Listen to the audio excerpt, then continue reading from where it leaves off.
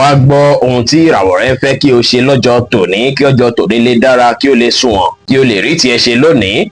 Mo kí Ọlọ́run ọba, mo ṣèbà Olódùmarè, ìbà akọ́dá ayé, ìbà aṣẹ̀dá ọ̀run, mo ṣèbà Ọ̀rúnmìlà atórí ẹni tí ò sunwọ̀n ṣe, mojúbà ọkùnrin, mojúbà obìnrin, mo kí gbogbo ojú tó ń wò mí níbikíbi tí ẹ ti ń gbọ́ mi káàkiri àgbáńlá ayé. Èyí ni ìwádìí ojoojúmọ́ fún gbogbo ìràwọ̀ pátá àti ṣíṣe àti máṣe fún gbogbo ìràwọ̀ pátá ti tòní, tí ń ṣe ọjọ́ Thursday, May 8 ọdún 2025 tá wà nínú èyí. Ẹ̀yin tẹ́ ń wò mí pátá, ẹ dákun ẹ dábọ̀ ẹ bá ń share fídíò yìí kó kárí ilé kó kárí oko, kó lè jẹ́ òwúlò àti àǹfààní fún ọ̀pọ̀lọpọ̀ ènìyàn. Kẹ́ sì máa gbàgbé láti follow, kẹ́ sì subscribe, kẹ́ lè pẹ̀ láwọn tá máa jàǹfààní onírúurú fídíò tá à ń fi léde lójoojúmọ́ fún ìdàgbàsókè ìjọmọ ènìyàn. Ẹ̀yin tẹ́ sì wá fẹ́ ṣèwádìí onírúurú láǹfààní láti kàn sí wa ní WhatsApp 09033897161. Ẹ̀yin tẹ́ ń lò ràwọ̀ iná tó kanranyan Aries, ẹ̀yin tàbí láàrin March 21 sí April 20, ara yín máa yá gágá lẹ́nìí. Ìbáṣepọ̀ tó sì wà láàrin ẹ̀yin àtàwọn olólùfẹ́ yín náà tún dára, tá dánmọ́rán, tá sì gbalẹ̀ fún ìdùnnú àtayọ̀. Lẹ́nìí kẹ́ wá ìdùnnú ní gbogbo ọ̀nà fúnra yín. Ẹ bá àwọn olólùfẹ́ yín àtàwọn ọ̀rẹ́ yín ṣe lọ́jọ́ tòní, kẹ́ jọ gbafẹ́ papọ̀. Ẹ ṣe dáadáa sáwọn èèyàn, kí ẹ bá àwọn èèyàn ṣe pẹ̀lú àwàdà àti ẹ̀rín. Ẹ wà friendly, kẹ́ sì ṣe nǹkan yín létòlétò lẹ́nìí pẹ̀lú.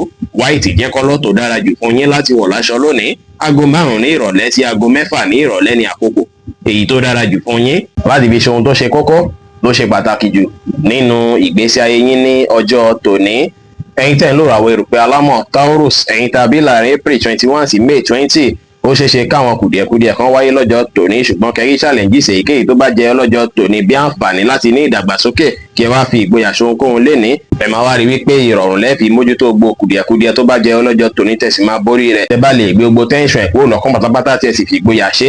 Ẹ má finú tọ́yàn rárá lénìí, ẹ má gbára léyàn rárá. Ẹ tẹpá mọ́ṣẹ́, kẹrẹra yín lẹ̀, kẹ fọ ọgbọ́n àtòyé tọ́lọ́run fún yín ṣe ohunkóhun, kẹ sì ṣe nǹkan yín létòlétò lénìí pẹ̀lú. Aago 2 ní ọ̀sán sí aago 3 kọjá 30 ìṣẹ́jú ní ọ̀sán ní àkókò èyí tó dára jù fún yín láti fi ṣe ohun tó ṣe kókó, tó ṣe pàtàkì jù nínú ìgbésí ayé yín lónìí, tí kọ́lọ̀ pink sì jẹ́ kọ́lọ̀ èyí tó dára jù fún yín láti wọ̀ láṣọ ní ọjọ́ tòní.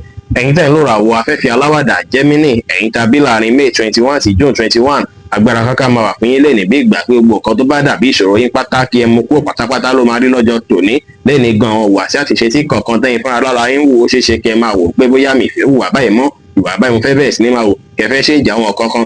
Bẹ́ẹ̀ sì ni ẹ tún lè wòye sí relationship yín, kẹ wòye sí ìbáṣepọ̀ yín àtàwọn olólùfẹ́ yín, kẹ tún wò pé ọ̀nà wo lẹ tún lè gbé gbà tí a tún fi yàtọ̀, kẹ tún fojú tuntun wò ó lénìí. Lọ́jọ́ tòní ó dára púpọ̀ láti introspect, láti lo àkókò àti ìgbà láti ronú jinlẹ̀ nípa ìgbésí ayé yín, láti mọra yín kúlẹ̀kúlẹ̀, láti mọ nǹkan tẹ́ tún fẹ́ gbé ṣe, kí ẹ mọ̀ dájú pé èyí máa ràn yín lọ́wọ́ láti ṣàṣeyọrí láyé tẹ́ wá yìí. Lénìí kẹ má ṣàṣejù lórí ohunkóhun, ẹ tẹpá mọ́ṣẹ́, ẹ jẹ́ kára yá gágá, ẹ sì fi ọgbọ́n àtòyé tọ́lọ́run fún yín ṣe ohunkóhun lénìí pẹ̀lú. Red jẹ́ kọ́lọ́ tó dára jù fún yín láti wọ̀ láṣọ lónìí. Aago 5 kọjá 20 ìṣẹ́jú ní ìrọ̀lẹ́ sí aago 7 àṣálẹ́ kọjá 20 ìṣẹ́jú ní àkókò èyí tó dára jù fún yín láti fi ṣe ohun tó ṣe kókó, tó ṣe pàtàkì jù nínú ìgbésí ayé yín ní ọjọ́ tòní. Ẹ̀yin tẹ́ ń lò ràwọ̀ omi agbára Cancer, ẹ̀yin tàbí láàrin June 22 sí July 22, lénìí ẹ ní láti kíyèsára dáadáa tó ṣeéṣe kẹ́kọ̀ọ́ kùgìrì dédé bẹ́ẹ̀ sí ní máa bínú láì tiẹ̀ mọ̀ kan tó fà á.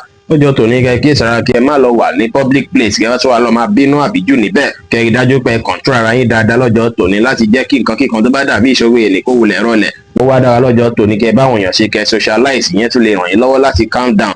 Bẹ́ẹ̀ sì ni lénìí kẹ́ rí dájú pé ẹ free mind yín, ẹ mọ́kàn balẹ̀, kí ẹ wà positive, kẹ́ má bínú tọ̀yàn rárá, ẹ má gbára léyàn rárá.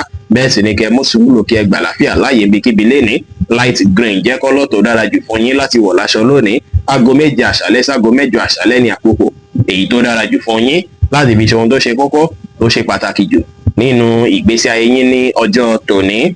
Ẹ̀yin tẹ́ ń lò ràwọ̀ iná tó gbóná rere Leo, ẹ̀yin tàbí láàrin July 23 sí August 22, ẹ kíyèsára kí ẹ wà vigilant dáadáa lọ́jọ́ tòní látàrí pé àwọn kan tó súnmọ́ yín náà lè fẹ́ ní àwọn èròǹgbà tí ó tọ́ sí yín látàrí owó jíjẹ tí wọ́n ní sí yín.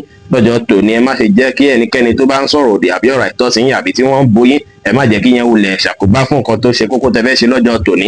Ẹ dé fìlà má wo bẹ̀kẹ́ ìgbọ́n wọn pátápátá, ìyẹn máa jẹ́ kọ́jọ́ tòní lè dára. Ẹ wá gbájúmọ́ àwọn nǹkan tó ṣe kókó fún yín láti gbájúmọ́ láàyè iṣẹ́. Tí ẹ bá ṣe èyí, ọjọ́ tòní máa dára púpọ̀. Kẹ́ tẹpá mọ́ṣẹ́, kẹ́ wà determine, kẹ́ sì fi ìgboyà ṣe ohunkóhun lénìí. Aago 3 ní ọ̀sán sí aago 4 ní ọ̀sán ní àkókò èyí tó dára jù fún yín láti fi ṣe ohun tó ṣe kókó, tó ṣe pàtàkì jù nínú ìgbésí ayé yín lénìí. Ẹ wá gbọ́dọ̀ wọ aṣọ sky blue rárá látàrí pé sky blue jẹ́ kọ́lọ̀ tí kò dára rárá fún yín láti wọ̀ láṣọ ní ọjọ́ tòní. Ẹ̀yin tẹ́ ń lò ràwọ̀ erùpẹ̀ funfun Virgo, ẹ̀yin tàbí láàrin August 23 sí September 23, ọjọ́ tòní lè dàbí ìgbà pé stress fẹ́ pọ̀ púpọ̀ fún yín o, kí ẹ fẹ́ busy púpọ̀ látàrí gbá dàbí ìgbà pọ̀pọ̀lọpọ̀ nǹkan tó rọ̀gbà yí kápátá ló nílò àmójútó, tó sì jẹ́ pé ó ṣeé ṣe káwọn adjustment kan tí èrò tí ẹ̀rọ kan tẹ́lẹ̀ kó wáyé láàyè iṣẹ́ gan pẹ̀lú lẹ́ni ẹ rí i dájú pé ẹ mú sùúrù lò kẹfẹ̀lẹ̀ mójútó wọn lẹ́yọ kọ̀ọ̀kan. Ẹ má gbé stress ibi iṣẹ́, ẹ má wulẹ̀ gbé wálé rárá kó má bàa fa mood swing fún yín nílé, kó má bàa affect ìfọ̀kànbalẹ̀ tó wà nílé. Kẹ́ mọ́kàn balẹ̀ kẹ́ ṣe nǹkan yín ní jẹ̀lẹ̀kẹ́, ẹ má ṣàṣejù lórí ohunkóhun, ẹ tẹpá mọ́ṣẹ́,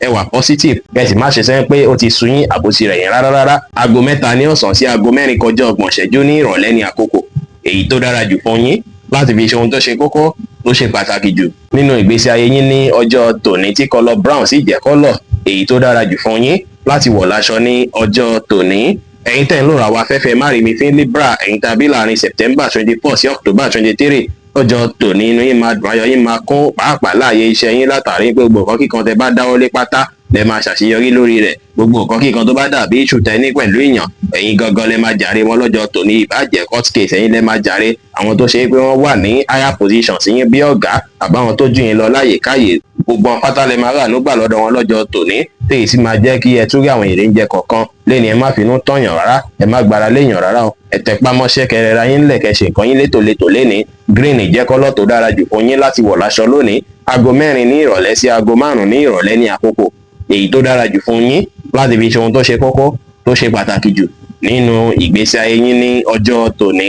Ẹ̀yin tẹ́ ń lò ràwọ̀ omi tútù Scorpio, ẹ̀yin tàbí láàrin October 24 sí November 22, ìbáṣepọ̀ yín àti màlẹ́bí lè dàbí ìgbà pé ó rí bákan lọ́jọ́ tòní, tàbí gínú màlẹ́bí gangan ó dàbí ìgbà pé aáwọ̀ ṣẹ̀ṣẹ̀ṣẹ̀ fẹ́ máa wáyé lọ́jọ́ tòní. Ẹ rí dájú pé ẹ kíyèsára pẹ̀lú bẹ́yìn náà ṣe ń sọ̀rọ̀ sí ó, ẹ má lọ sọ̀rọ̀ tó ṣe é pé ó máa wà blunt, tó máa tún dákún nǹkan tó ń ṣẹlẹ̀ lọ́wọ́lọ́wọ́ lọ́jọ́ tòní. Tí ọkọ bá kọránù màlẹ́bí lọ́wọ́, ẹ rí dájú pé avoid wọn pátápátá, kẹ́ wulẹ̀ jìnnà sí gbogbo nǹkan tó bá máa bí áwọ̀ àbí iṣu pátápátá lọ́jọ́ tòní. Kẹ́ mú sùúrù lò, kí ẹ gbà láfíà láàyè, ẹ má kanra mẹ́nikẹ́ni, ẹ̀yẹn wulẹ̀ gbajúmọ̀ṣẹ́, kẹ́ wulẹ̀ tẹpá mọ́ṣẹ́, kẹ́ wá ṣe dáadáa sáwọn ènìyàn. Aago 2 ní ọ̀sán sí aago 3 ní ọ̀sán ní àkókò èyí tó dára jù fún yín láti fi ṣe ohun tó ṣe kókó tó ṣe pàtàkì jù nínú ìgbésí ayé yín lónìí, tí kọ́lọ̀ light orange sì jẹ́ kọ́lọ̀ èyí tó dára jù fún yín láti wọ̀ láṣọ ní ọjọ́ tòní. Ẹ̀yin tẹ́ ń lò ràwọ̀ iná àtùpà Sagittarius, ẹ̀yin tàbí láàrin November 23 sí December 22, ó ṣeé ṣe kí ìkan pọ̀ lọ́rùn yín tẹ́ fẹ́ mójútó lọ́jọ́ tòní. Kò dára kí ẹ sọ̀rọ̀ àsọjù níta látàrí pé ọ̀pọ̀lọpọ̀ nǹkan ló ń lọ nínú máìndì yín tó ṣe é pé tẹ́ bá sọ̀rọ̀ àsọjù ó ṣeé ṣe kọ́ta yín fẹ́ ṣe àwọn ọ̀rọ̀ kan sọ lọ́jọ́ tòní. Pàápàá kò tún dára rárá láti gbé ìgbésẹ̀ kankan àbí ìpinnu lórí kankan lọ́jọ́ tòní, kí àwọn nǹkan tó ń gbalẹ̀ lọ́kàn yín yẹn kó má bàa affect ìpinnu àbí ìgbésẹ̀ tẹ́ bá gbé ọjọ́ tòní. Kẹ́ wulẹ̀ gbajúmọ̀ iṣẹ́ kan lẹ́ẹ̀kan, kẹ́ má kọrin méjì bọ́ná lẹ́ẹ̀kan ṣoṣo, torí tẹ́ bá ṣe bẹ́ẹ̀ nǹkan náà má dàbí ìgbà pé ó lágbára díẹ̀ fún yín lọ́jọ́ tòní. Lénìí tẹ́ bá follow instruction yẹn máa wà relax, ìyẹn sì máa jẹ́ kẹ́ tún sì ní okun, kódà tí ilẹ̀ bá tún ṣú lọ́jọ́ tòní. Ó dára kẹ́ lo àkókò àti ìgbà pẹ̀lú olólùfẹ́ yín, ẹ má dá sọ̀rọ̀ tí wọ́n pè yín sí àbí tí ó kàn yín, ẹ rẹra yín lẹ̀, kẹ́ ṣe dáadáa sáwọn èèyàn, kẹ́ sì má sọ̀rọ̀ àsọjù láwùjọ. Lénìí aago 4 kọjá 30 ìṣẹ́jú ní ìrọ̀lẹ́ sí aago 6 ní ìrọ̀lẹ́ ní àkókò èyí tó dára jù fún yín láti fi ṣe ohun tó ṣe kókó tó ṣe pàtàkì jù nínú ìgbésí ayé yín lónìí, tí kọ́lọ̀ red sì jẹ́ kọ́lọ̀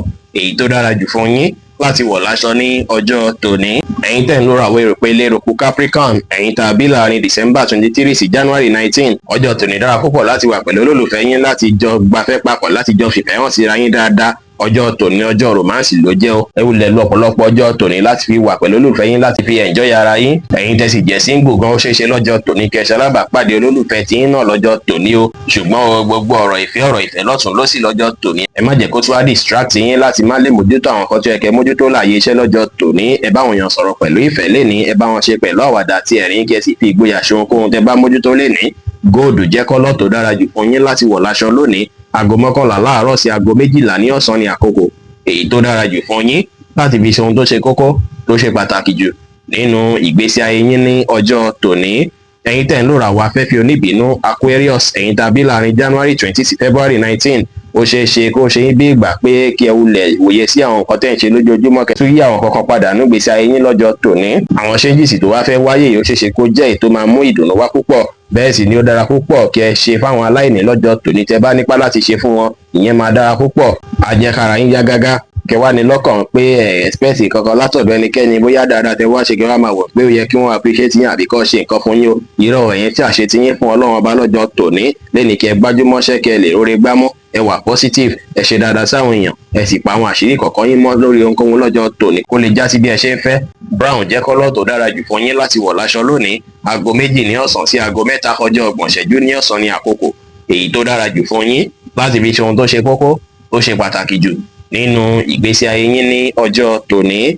Ẹ̀yin tẹ́ ń lò ràwọ̀ omi tí kì í ru Pisces, ẹ̀yin tàbí láàrin February 20 sí March 20, àkókò ti tó wáyé láti ṣàwọn nǹkan yín létòlétò. Ọkàn yín máa free dáadáa, ìgbésí ayé náà máa tún free lọ́jọ́ tòní. Ẹ free láti ṣe gbogbo nǹkan kíkan tẹ́ bá fẹ́ ṣe tí yẹn sì máa ràn yín lọ́wọ́ láti rí dájú pé àwọn nǹkan tẹ́ ti ń patì láàyè iṣẹ́ àbí nǹkan tí ẹ ti ń ṣe látijọ́ mẹ́ta tí ò tí ì yanjú kẹyanjú rẹ̀ lọ́jọ́ tòní tí yẹn ti máa ṣí ọ̀nà láti ṣàṣeyọrí fún yín. Ẹ wòye sí ìgbésí ayé yín, kẹ́ jókòó kẹ́ wo nǹkan tó tún kàn fún yín láti mójútó dáadáa tó dàbí ìgbà pẹ́ tí mójútó látijọ́ mẹ́ta, kẹ́ mójútó dáadáa kẹ́ bẹ̀rẹ̀ sí ṣe nǹkan yín létòlétò. Tẹ́ bá ṣe àwọn nǹkan tẹ́ fẹ́ ṣe lénìí láṣeyanjú, á jẹ́ kí ọjọ́ ti ọ̀la kó tún rọrùn kó tún dára, á tún jẹ́ kí ẹ tún rí ṣe dáadáa lọ́jọ́ iwájú. Ṣùgbọ́n o tẹ́ bá mójútó àwọn nǹkan tó yẹ kẹ́ mójútó lọ́jọ́ tòní, ó ṣeé ṣe kó fẹ́ bí issue ní ọjọ́ iwájú, kó fẹ́ bí kí nǹkan má balance dáadáa lọ́jọ́ iwájú. Kẹ́ kíyèsára, ẹ múra dáadáa lénìí kí ẹ dùn rí lójú, ẹ ṣe dáadáa sáwọn èèyàn, ẹ gbà láfíà láàyè lọ́jọ́ tòní níbikíbi. Gbogbo àkókò tá wà látòwúrọ̀ ṣáájú aago 5 ìrọ̀lẹ́ ní àkókò èyí tó dára jù fún yín láti fi ṣe ohun tó ṣe kókó tó ṣe pàtàkì jù